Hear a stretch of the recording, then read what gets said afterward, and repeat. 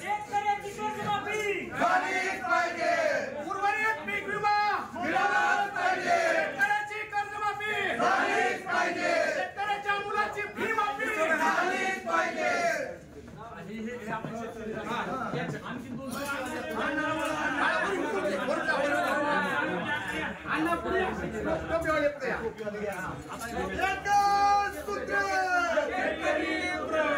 शेतकऱ्याला महिन्याला 75% विमा लवकर मिळालाच पाहिजे.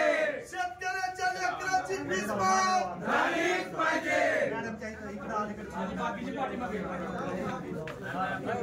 तालुक्यातील खासगी डेअऱ्या बंद झाल्याच पाहिजे.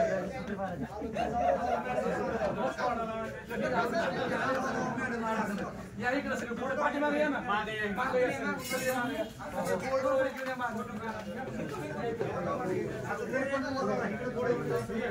या ना सगळे इकडे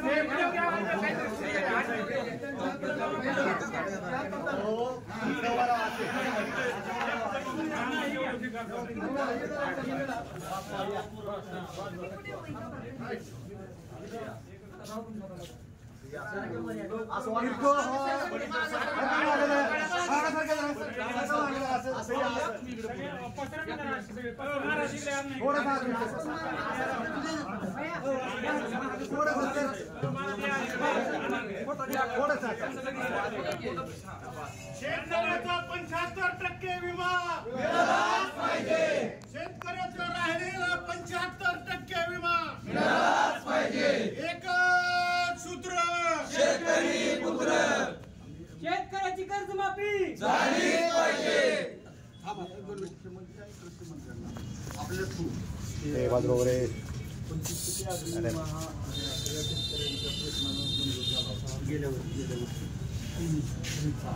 आणि जर पात्रता आमची परिस्थिती जी असेल रोज 75% जर विमा आम्हाला मंजूर झाला किमान एका घरामध्ये 20-25,000 रुपये सणासुदीला येतील.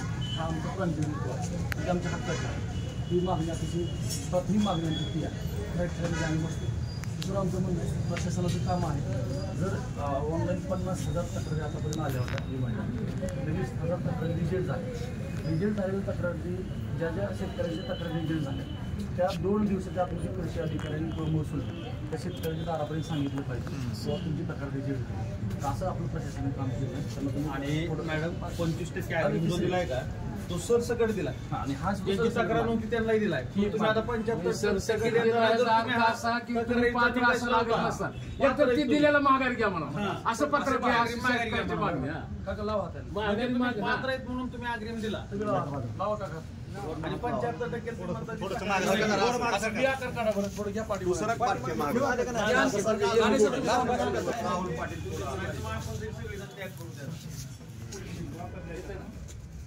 फोटो काढा. फोटो काढा.